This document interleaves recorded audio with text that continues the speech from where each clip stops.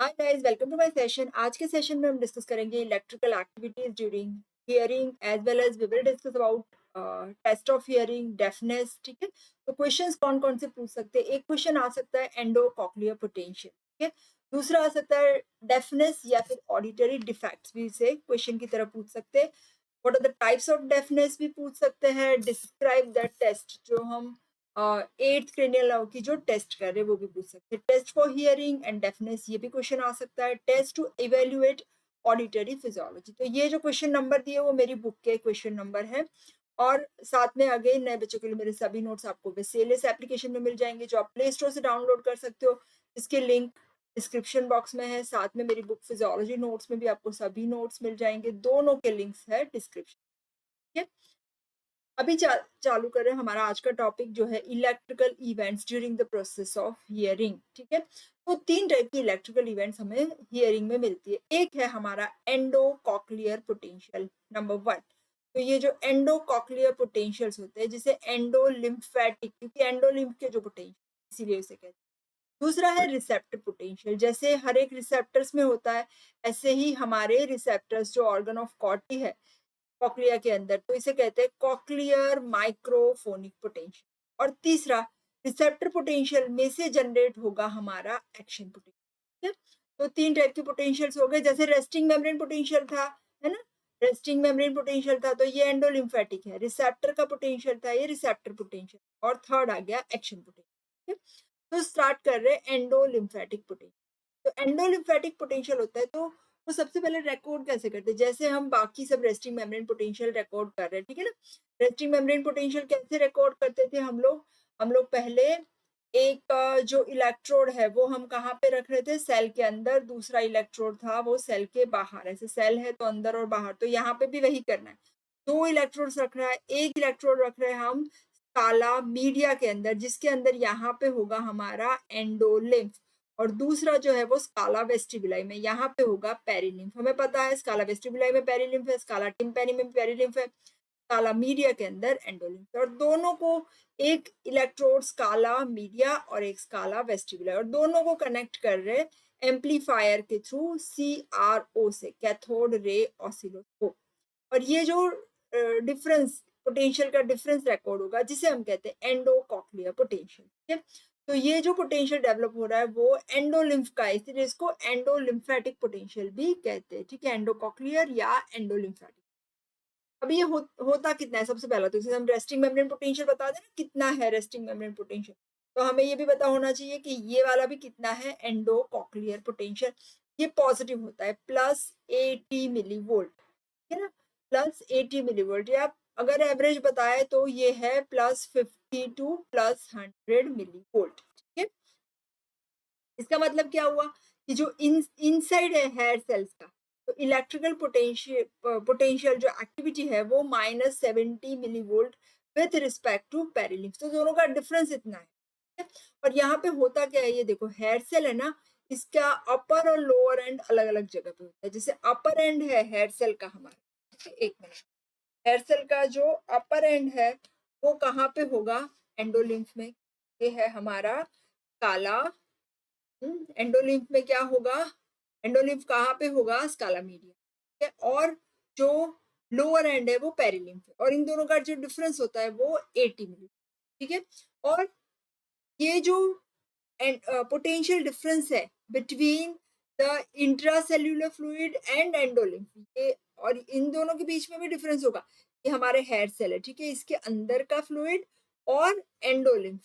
पहले हमने क्या बताया था, एंडोलिम्फ और पेरिलिम्फ, तो ये एंडोलिम्फ, यहाँ पे पेरिलिम्फ है। ठीक है, और ये इंट्रासेल्यूलर फ्लूइड है और एंडोलिम्फ है, तो इन दोनों के बीच में भी जो डिफरेंस होगा, है ना, तो ये है हमारा 70 और 80 दोनों, क्योंकि अंदर फिर 70 हो गया, तो 70 + 80, सो दैट बिकम्स 150। और पेरिलिम्फ का है वो -1। ठीक है, तो ये हुआ एंडोकॉक्लियर या एंडोलिम्फेटिक। अभी ये एंडोलिम्फेटिक पोटेंशियल जनरेट कैसे हो रहा है, तो ये हमें पता है। ये देखो, ये हमारा है काला, यहाँ पे है स्काला, ये है स्काला वेस्टिबुलाई, यहाँ पे स्काला वेस्टिबुलाई, स्काला मीडिया, स्काला टिम्पैनी। ये है हमारी रीजनस मेम्ब्रेन, ये है बेसिलर मेम्ब्रेन। तो ये जो रीजनस और बेसिलर मेम्ब्रेन है, ये जो हमारी रीजनस मेम्ब्रेन, ये किसको सेपरेट कर रही है? स्काला मीडिया और स्काला वेस्टिबुला, ठीक है। और दोनों का जो कंपोजिशन है वो डिफरेंट है। स्काला मीडिया में हमारा क्या होता है? स्काला मीडिया में है हमारा एंडोलिम्फ, और ये जो एंडोलिम्फ है ना, वो प्रोड्यूस हो रहा है ट्राया वास्क्यूलारिस। ट्राया वास्क्यूलारिस हमारा एंडोलिम्फ को प्रोड्यूस है। और ये जो एंडोलिम्फ है ना, उसका कंसेंट्रेशन रहेगा सिमिलर टू इंट्रासेल्यूलर फ्लूइड। और पेरिलिम्फ है वो बन रहा है, पेरिलिम्फ कहाँ पे होता है? स्काला वेस्टिबुलाई में। और ये जो पेरिलिम्फ है उसका concentration is similar to extra cellular fluid, जो है हमारा प्लाज्मा। प्लाज्मा और एक्स्ट्रा सेल्यूलर फ्लूइड के सिमिलर होता है हमारा कंपोजिशन ऑफ पेरिलिम्फ, ठीक है। तो ये दोनों का जो कंपोजिशन है वो डिफरेंट होगा, and that is the reason for genesis of endocochlear, या फिर जिसे कहते हैं एंडोलिम्फेटिक पोटेंशियल, ठीक है। अभी सोर्स क्या हो गया? एंडोलिम्फेटिक जेनेसिस तो हो गया, अभी इसके बाद सोर्स ऑफ एंडोलिम्फेटिक पोटेंशियल। तो जो स्ट्राया वास्कुलरिस है ना जो हमारा, वो लेटरल वॉल पे हो रहा है काला मीडिया के। ये हमने फिर से बना रहे हैं, यहाँ पे है हमारा, यहाँ पे है काला वेस्टिबुलाइज, काला मीडिया, काला टिम्पैनी। तो इसकी जो लेटरल वॉल है ना, यहाँ पे काला मीडिया की लेटरल वॉल पे यहाँ पे है स्ट्राया वास्कुलरिस। और ये जो स्ट्राया वास्कुलरिस है ना, इसके अंदर बहुत ज्यादा कंसेंट्रेशन होता है सोडियम और पोटेशियम। तो यूनिक इसके अंदर इलेक्ट्रोजेनिक पोटेशियम पंप होता है। तो मेनली ज्यादा कंसेंट्रेशन किसका करेगा? Potassium ion. तो ये जो है ना, वो पोटेशियम का कंसेंट्रेशन बढ़ाएगा because of sodium potassium ATPase active, और ये रिस्पॉन्सिबल है जेनेसिस ऑफ एंडोलिम्फेटिक। इसके बाद आएगा कौन कौन से फैक्टर्स होते हैं जो एंडोलिम्फेटिक पोटेंशियल को अफेक्ट। तो सबसे पहला बेसिलर मेम्ब्रेन की मूवमेंट। तो ये जो हमारी बेसिलर मेम्ब्रेन है वो मूव कर रही है, ठीक है ना।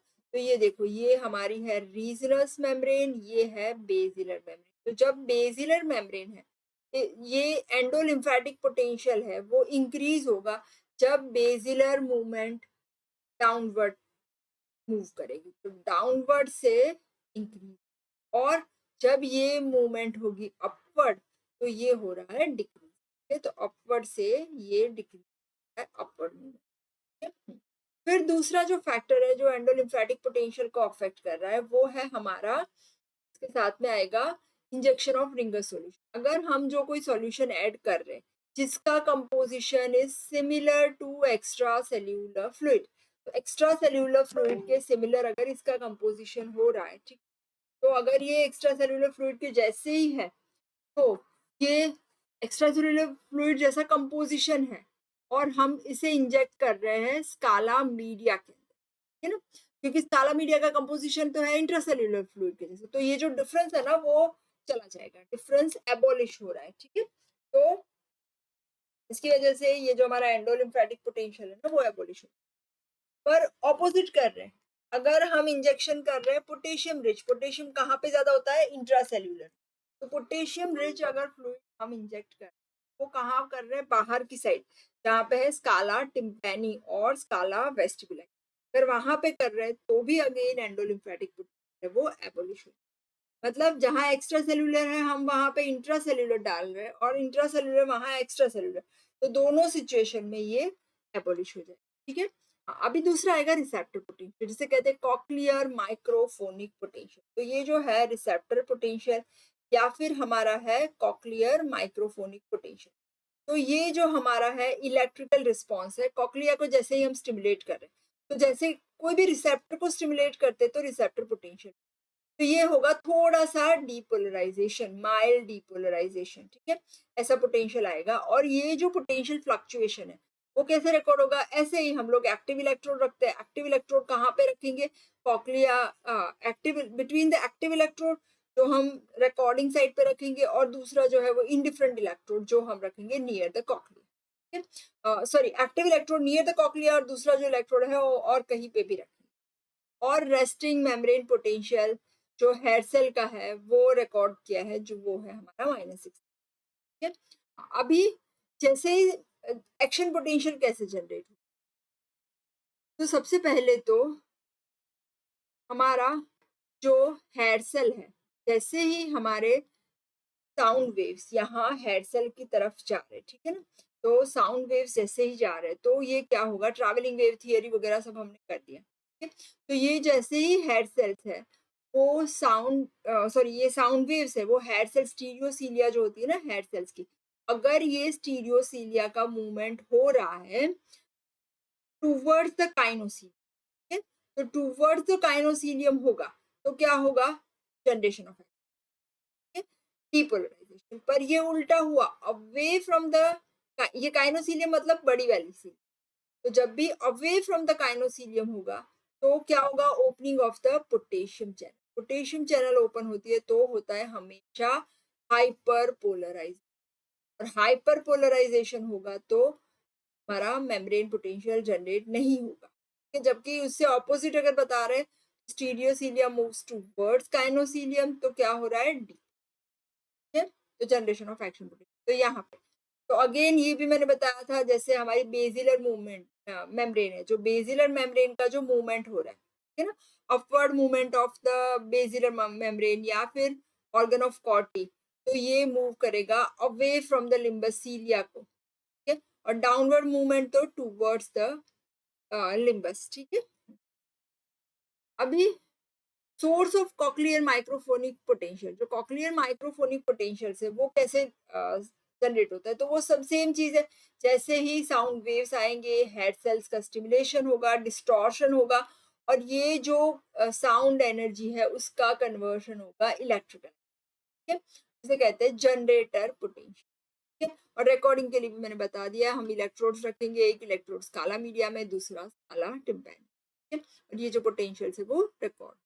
हाँ, अभी यहाँ पे एक अप्लाइड एस्पेक्ट ये है कि अगर हमारा जो ऑर्गन ऑफ कॉर्टी है ना, ये पूरे कॉक्लिया में होता है यहाँ, तो ये जो ऑर्गन ऑफ कॉर्टी का डैमेज हुआ है, अगर बहुत लाउड साउंड बहुत लंबे टाइम तक एक्सपोजर हुआ, तो मैंने हमने बताया था कि जैसे हाई फ्रीक्वेंसी वाला है तो बेस पे ही वो उसका पीक आ जाएगा, है ना, तो पर्टिकुलर पर्टिकुलर जो पोर्शन है इसके हेयर सेल्स या इसके ऑर्गन ऑफ कॉर्टी को अफेक्ट होगा। हाई पिच साउंड होता है तो बेस के आगे का, लो पिच साउंड कंटिन्यूस होता है तो एपेक्स के आगे का जो हेड सेल है उसका डैमेज हो। ठीक है, तो ये हो गया हमारा कॉक्लियर माइक्रोफोन। तो पहला था हमारा एंडोलिम्फेटिक पोटेंशियल, जिसे हम रेस्टिंग मेम्ब्रेन पोटेंशियल भी बता सकते हैं। दूसरा है कॉक्लियर माइक्रोफोनिक पोटेंशियल, और थर्ड आएगा action potential in the auditory now. Action potential जैसे अलग अलग नाउस में होता है, ऐसे ही ऑडिटरी तो यहाँ पे भी क्या हो रहा है, हेयर सेल्स का डीपोलराइजेशन होगा, जैसे ही स्टिमुलेशन आएगा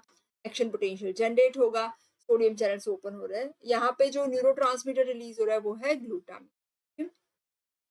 हाँ, अभी एक्शन पोटेंशियल जो है, frequency of action potential of single first order neuron in the 8th cranium, तो ये किसके ऊपर डिपेंडेंट है, ये जो है हमारा डायरेक्टली प्रोपोर्शनेट है, this is directly proportionate to loudness.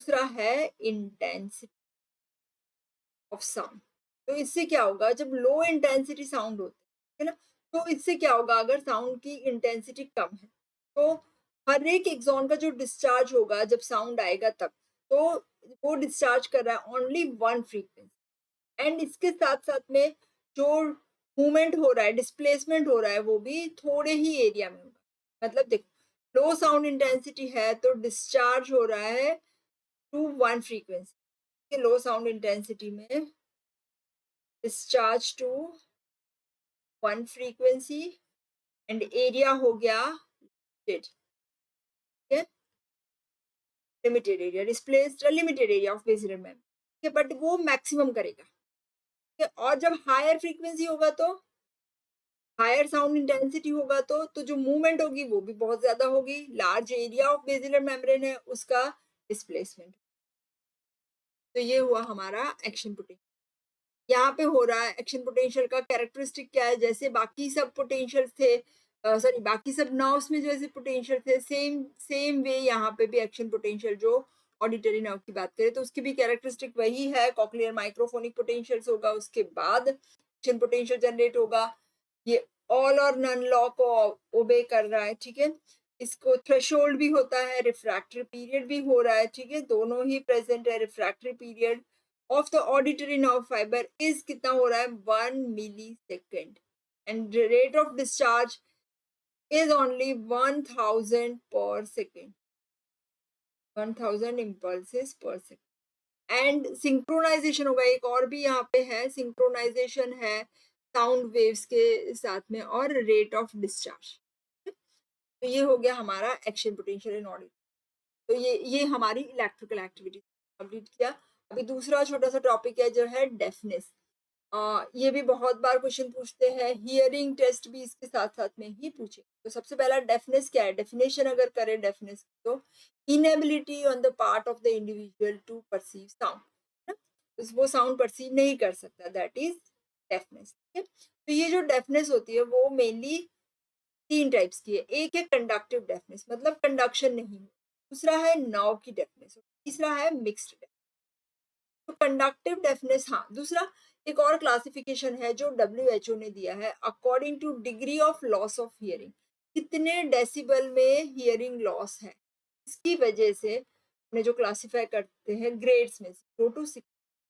0 में तो no significant, not significant 0 to 25 decibel, mild 26 to 40। ठीक है, पूरा याद रहे तो अच्छा है, बट एटलीस्ट कुछ माइल्ड मॉडरेट सीवियर अगर याद रह जाए तो बढ़िया है। ठीक है, फिर कंडक्टिव डेफनेस की बात करें। कंडक्टिव डेफनेस का मतलब क्या है, यहाँ से कंडक्शन नहीं हो रहा है, तो साउंड कंडक्शन इज डिफेक्टिव। तो जो हियरिंग लॉस होता है ना वो पार्शियल होता है। और दूसरी इंपॉर्टेंट चीज यहाँ पे हियरिंग लॉस है यूनिफॉर्म, ऐसा नहीं है कि एक ही फ्रीक्वेंसी में जाएगा। जब नर्व डेफनेस है तो यूनिफॉर्म नहीं, पर्टिकुलर इंटेंसिटी में, पर्टिकुलर एम्पलीट्यूड में हियरिंग लॉस। और यहाँ पे देखो, एयर कंडक्शन मतलब यहाँ कंडक्शन नहीं हो रहा है, और ये बोन से तो ये पास होगा, तो जो बोन कंडक्शन वो प्रेजेंट है। तो अभी कॉजेज क्या होते हैं, सबसे पहला कॉमन कॉज है वैक्स और फॉरेन बॉडी। अगर फॉरेन बॉडी है यहाँ पे तो कंडक्शन नहीं। दूसरा, ये जो हमारी टिम्पैनिक मेम्ब्रेन है ना वो ही थिक हो गई तो वाइब्रेट ही नहीं करेगी। तीसरा, इसमें परफोरेशन हो गया, जैसे बोलते हैं ना छेद है, तो टिम्पैनिक मेम्ब्रेन में परफोरेशन। या फिर मिडल ईयर की बात करें तो मिडल ईयर का इन्फेक्शन है या इन्फ्लेमेशन है। और ऑटोस्क्लेरोसिस, यहाँ पे क्या होता है, ऑटोस्क्लेरोसिस में ये जो हमारा स्टेपीज है ना वो ओवल विंडो के साथ स्टिक हो जाता है, तो वो मूवमेंट नहीं। या कभी कभी जब हमारा जो गला खराब होता है ना तो भी सुनाई नहीं देता, तो जो है वो ऑडिटरी ट्यूब या यूस्टेचियन ट्यूब का ब्लॉकेज। ठीक है, तो ये कॉमन कॉज। दूसरा है नर्व डेफनेस। इसमें क्या होगा कि इनर ईयर में मेनली जो हमारी नर्व है ना, cochlear division of, sorry, cochlear division of vestibulo cochlear nerve, ठीक है, इसका डैमेज हो रहा है, तो यहाँ पे कंप्लीट लॉस हो रहा है, या फिर कभी कभी जो पर्टिकुलर फ्रीक्वेंसी में भी लॉस हो सकता है। ठीक है, फिर कॉजेज में इसमें क्या होगा, हेरिडिटरी कॉज हो सकता है ना, abnormality in the inner ear, है ना, हियरिंग एपरेटस का भी डैमेज हो सकता है, कॉक्लिया ही नहीं है। फिर इंडस्ट्रियल नॉइस, कभी कभी जो है इंडस्ट्रीज के नॉइस का एक्सपोजर बहुत ज्यादा हो रहा है, ठीक है ना, तो उससे भी, इंडस्ट्रियल नॉइस की वजह से भी हियरिंग डेफनेस हो। नर्व की इंजरी हो गई, कॉक्लियर नर्व गई, टॉक्सिन्स कुछ है कि जो नर्व को डैमेज कर रहे हैं, या नर्व का कोई ट्यूमर है जो नर्व को डैमेज कर रहा है, वेसल का डैमेज है, ठीक है, जो ऑडिटरी पाथवे के जो सप्लाई कर रही है वहां पर डैमेज हो रहा है, या एजिंग की वजह से। इसे प्रेस बायोसिस की जैसे प्रेस बाइक्योसिस भी कहते हैं। प्रेस बायोसिस क्या, प्रेस बायोपिया क्या बोल रहे हैं हम, प्रेस बायोपिया मतलब कि प्रेस बायोपिया हमने किया था एजिंग के साथ ना, विजन में जो डिफेक्ट है, ठीक है, यहाँ हियरिंग डिक्रीज। तो अभी हियरिंग टेस्ट कौन सी कर, सबसे पहले बेड साइड टेस्ट, इसमें आएगा विस्परिंग टेस्ट। विस्परिंग में क्या करते हैं कि विस्परिंग साउंड मतलब धीरे से बोलते हैं, और देखेंगे कि कितने डिस्टेंस से नॉर्मल सब्जेक्ट को सुनाई दे रहा है और जो पेशेंट है उसको सुनाई, दोनों सेम है तो वी कैन, क्रूड टेस्ट है ये, इतना पर्टिकुलरली पता नहीं। दूसरा है फिंगर फ्रिक्शन टेस्ट, ऐसे फिंगर का फ्रिक्शन करेंगे, देखो आप करके देखना, आपको सुनाई देगा, है ना? अगर आपके डेफनेस नहीं है तो, अगर बहुत ज़्यादा मोबाइल यूज़ करेंगे तो डेफनेस आ सकती है, ठीक है? ओके, ज़्यादा हैंड्स फ्री या ज़्यादा ब्लूटूथ तो यूज़ ही नहीं करने का, ठीक है? तो फिंगर फ्रिक्शन टेस्ट वो दूसरी टेस्ट है। तीसरी अभी आ रही है टिकलिंग ऑफ वॉच टेस्ट। यहाँ पे क्या करते हैं, टिक टिक करती जो वॉच है ना वो लेके जाएंगे और मेजर करेंगे कि कितने डिस्टेंस से सब्जेक्ट को सुनाई दे रहा है और कितने डिस्टेंस से नॉर्मल इंडिविजुअल को सुनाई दे रहा है। इसके बाद है ट्यूनिंग फॉक टेस्ट, वो बहुत इंपॉर्टेंट। एक है रीनेस टेस्ट। रीनेस टेस्ट में हम क्या करते हैं, जो ट्यूनिंग फॉक है उसको वाइब्रेट करके उसके जो बेस है ना उसको मास्टर प्रोसेस पे रखें और यहाँ से हमें क्या मिलेगा, बोन कंडक्शन, ठीक है? और जब इसे सुनाई देना बंद होगा तो हमें बोलना है कि उसको बोलना है कि आप हाथ ऊपर, सुनाई देना बंद हो, ठीक है? उसके बाद जैसे इसको बोन कंडक्शन बंद हो तो उसको यहाँ पे लेके आना है एयर कंडक्शन, है ना, कान के नजदीक। तो नॉर्मली क्या होता है, air conduction is greater than bone conduction, मतलब ये बोन कंडक्शन बंद हो उसके बाद भी उसको सुनाई एयर कंडक्शन से देना चाहिए कि अगर ऐसा है तो बताते हैं रीनेस टेस्ट पॉजिटिव। इसका तो इंटरप्रिटेशन क्या है, रीनेस पॉजिटिव मतलब air conduction is greater than bone conduction normal. Conductive deafness होगा तो मतलब क्या हुआ, अभी एयर कंडक्शन कम हो गया, कंडक्टिव डेफनेस है तो पेशेंट का एयर कंडक्शन कम हो जाएगा, तो मतलब उसको क्या होगा कि कान में यहाँ पे वो मास्टर प्रोसेस पे सुनाना बंद हुआ, फिर एयर कंडक्शन नहीं है। पार्शियल नर्व डेफनेस हुई तो अगेन रीनेस पॉजिटिव आ सकता है ना? और कंप्लीट नर्व डेफनेस हो गई तो कुछ भी नहीं आएगा, बोन कंडक्शन भी नहीं आएगा, एयर कंडक्शन। फिर दूसरा है वेबस टेस्ट। वेबस टेस्ट में हम क्या करते हैं, ये जो ट्यूनिंग फॉक है उसको वाइब्रेट करके हम रख रहे हैं उसको फोरहेड के ऊपर भी रख सकते हैं, यहाँ पे ग्लैबेला के ऊपर भी रख सकते हैं, ठीक है? तो होगा क्या, नॉर्मली दोनों साइड पे एक जैसा सुनाई चाहिए, है ना? मतलब नॉर्मली देयर इज नो लेटरलाइजेशन, कहीं पे भी ज्यादा नहीं सुनाई देना चाहिए। अगर इसको राइट साइड पे ज्यादा सुनाई दे रहा है, ये राइट साइड, तो क्या हो सकता है, उसको राइट साइड की कंडक्टिव डेफनेस हो सकती है या लेफ्ट साइड की nerve deafness, right conductive deafness या लेफ्ट की नर्व गई है ना? अभी नर्व है या कंडक्टिव वो हम कैसे चेक करेंगे, रीनेस टेस्ट से। अगर सपोज उसको राइट साइड पे ज्यादा सुनाई दे रहा है, ठीक है, तो हम राइट साइड पे क्या करेंगे, रीनेस। अगर रीनेस टेस्ट उसका राइट साइड पे पॉजिटिव आ रहा है, राइट साइड पे रीनेस टेस्ट पॉजिटिव मतलब कंडक्टिव डेफनेस नहीं है, तो हम जो ये हमारा गया कि कंडक्टिव डेफनेस तो है ही नहीं उसको, तो मतलब क्या हो सकता है, लेफ्ट साइड की नर्व, है ना?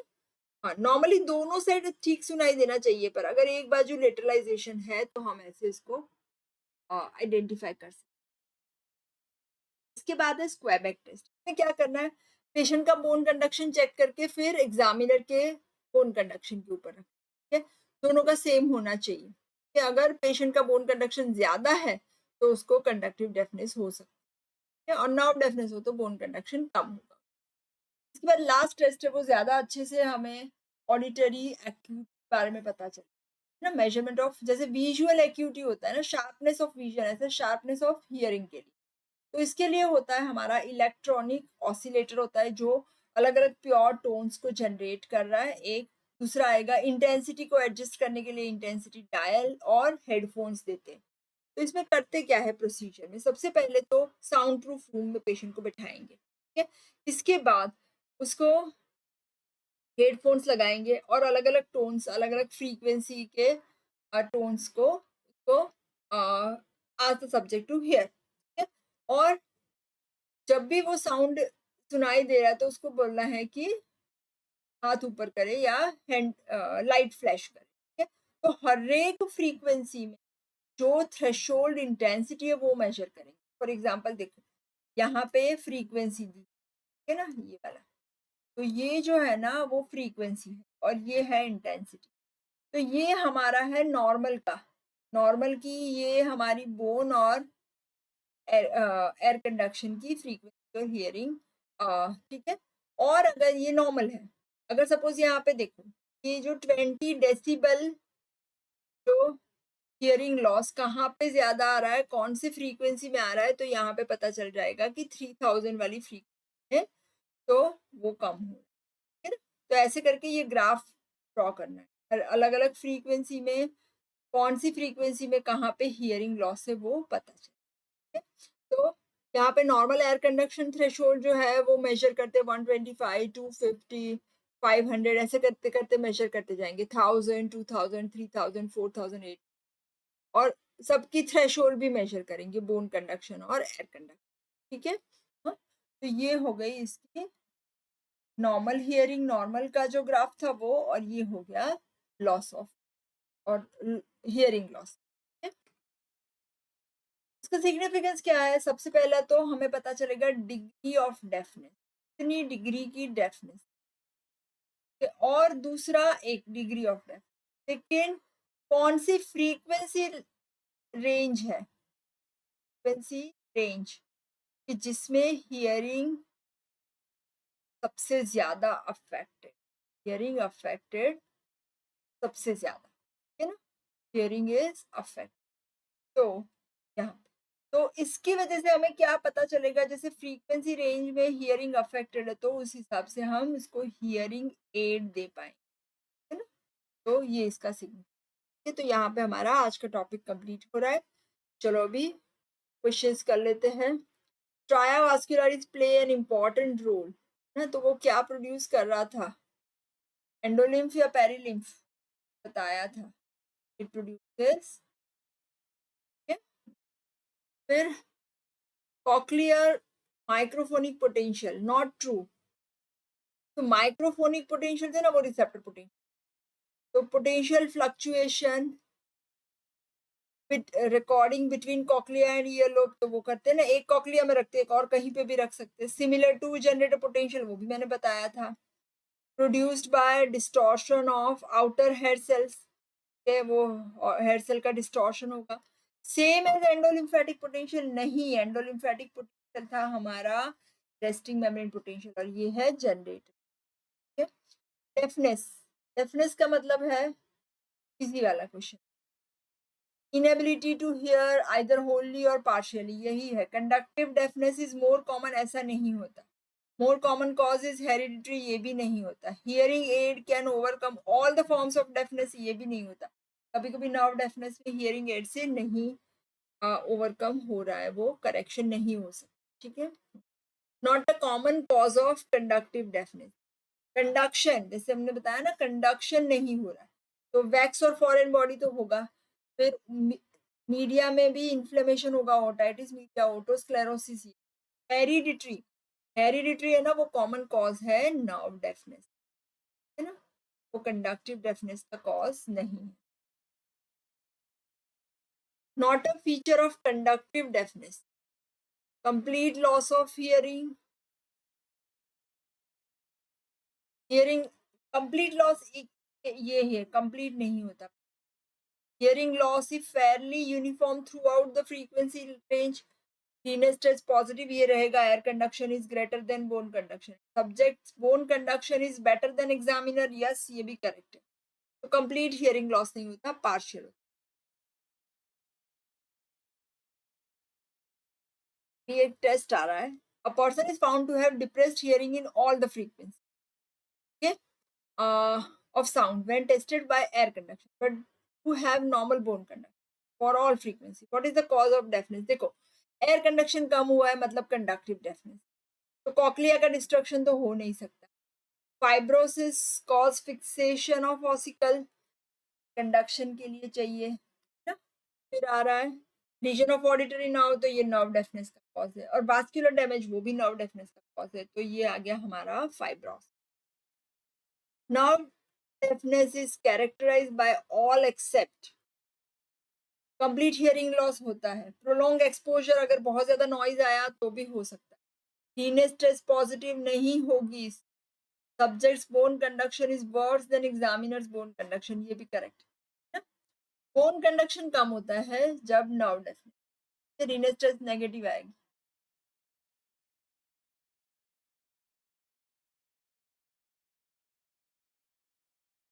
फिर है for diagnosis of middle ear deafness, which of the following test is performed? Middle ear, definitely deafness के लिए तो हमारा वेबस टेस्ट था, ये कोई नहीं आएगी ना, तो easy answer Weber's test. If an individual having Weber's test show both the ears hear the sound louder than normal, no? With Renes test negative, most likely he is suffering from. अब इसमें क्या है? Suppose यहाँ पे individual है, तो दोनों year में उसका लाउड आ रहा है ना, दोनों में लाउड आ रहा है, मतलब कंडक्टिव डेफनेस होने का चांसेस दोनों में, है ना. ओके, और रीनेस नेगेटिव है, वो भी दोनों में, मतलब रीनेस नेगेटिव हुई मतलब डेफिनेटली तो conductive deafness with louder than normal with Renes test negative, most likely suffering from conductive deafness of both. Renes test positive होती है नॉर्मल में, कंडक्टिव डेफनेस में रीनेस टेस्ट नेगेटिव आएगी. तो यहाँ पे हमारे आज के क्वेश्चंस भी कंप्लीट हो रहे हैं. अगेन नए बच्चों के लिए मेरे सभी नोट्स सिलेबस एप्लीकेशन में मिल जाएंगे. मेरी फिजियोलॉजी नोट्स जो भी फ्लिपकार्ट पे अमेजोन पे अवेलेबल है, दोनों के लिंक्स डिस्क्रिप्शन बॉक्स में दिए. Thank you so much. If you like the video you can click the like button, share with all your friends, subscribe the channel and hit the bell icon. Thank you.